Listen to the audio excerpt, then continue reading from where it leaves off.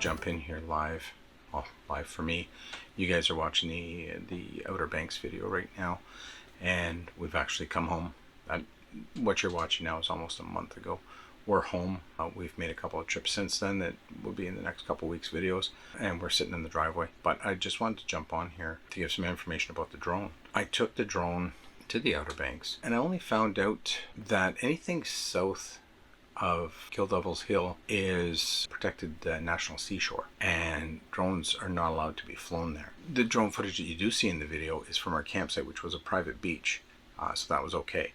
But a little further down, when we were leaving on our way to Hatteras, there was a shipwreck off ramp 27, and I did put the drone up there to do some aerial shots, and I shouldn't have.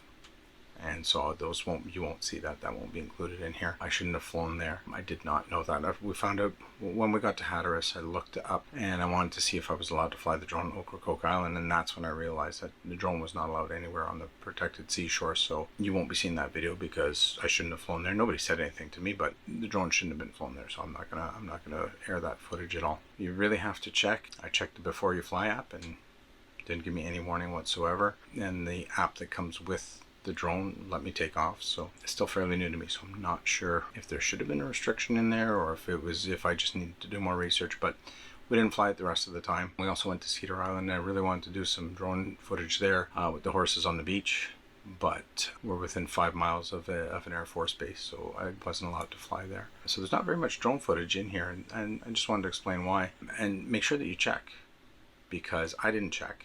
I could have gotten in a lot of trouble, not to mention that there's obviously a reason why you can't fly there, and I certainly didn't want to do that. So anyways, just a note to check things out before you fly. Back to the video.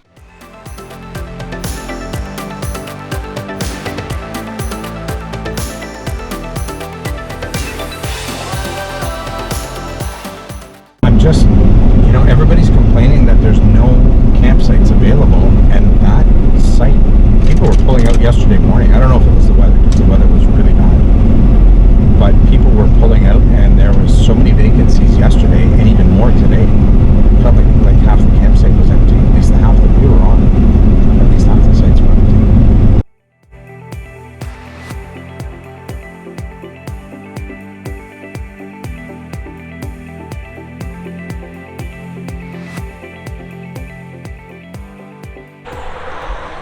So we always recommend talking to a local, because the locals will find you spots that might not be in guides or might not be on Google.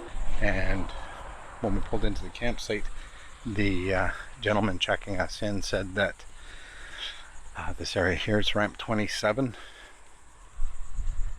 and he said that there's a shipwreck here that a storm exposed a few weeks ago, and sometimes it's exposed and sometimes it's not. It blows over with sand or whatever, but apparently it's exposed now, so we're going to try and find it and have a look. So talk to the locals, they'll tell you all the cool stuff. Hopefully we're going to talk to somebody and find a seafood place tonight, because we couldn't find one last night that was open. Certainly nothing open too late, so let's see if we can find the shipwreck and have a look at it.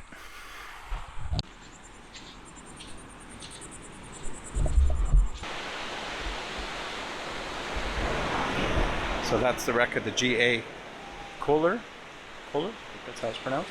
It was run aground here in 1933 during a hurricane, and there was no way to rescue the people until the winds died down. They were saved by the Salvo life-saving station. They had to come by boat, but they had to wait for the winds to die down, so they had to ride out the hurricane here.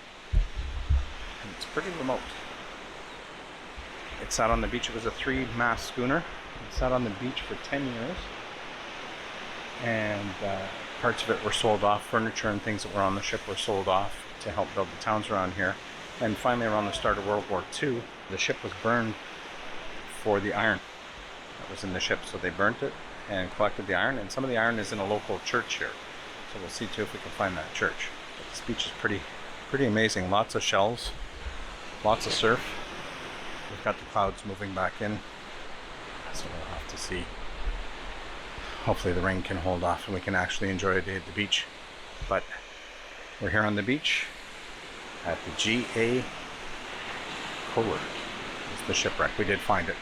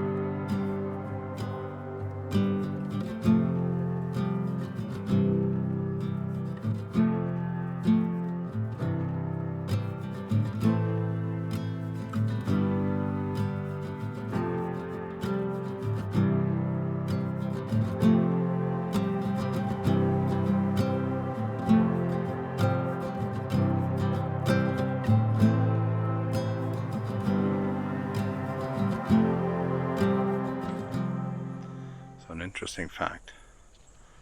The Cape Hatteras Lighthouse is the tallest lighthouse in the US. It's closed right now for renovations. We can't get into it. So let's go check out the ranger station and the principal lighthouse keeper's quarters.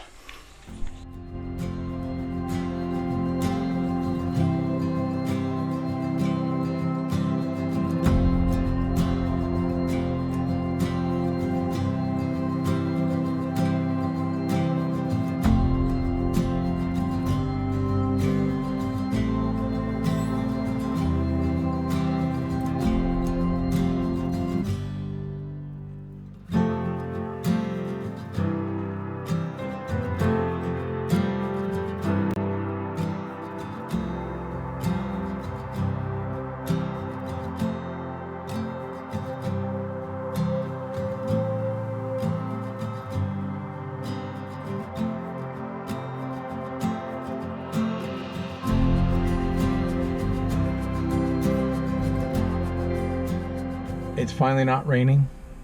We're finally going to the beach after 3 days of rain. Flooding.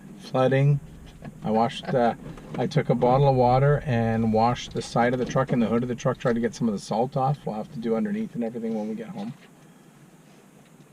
Still beautiful though. Yeah, so let's head to the beach.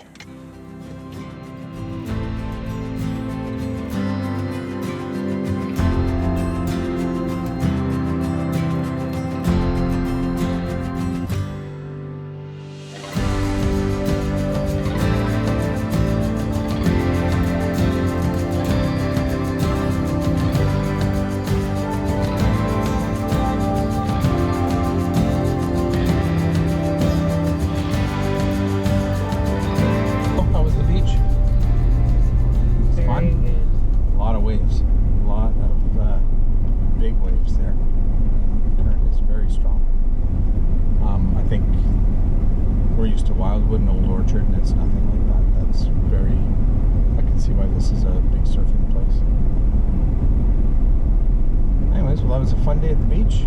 Now let's get some dinner, and we're going to have an early night because we're getting up early tomorrow for the ferry.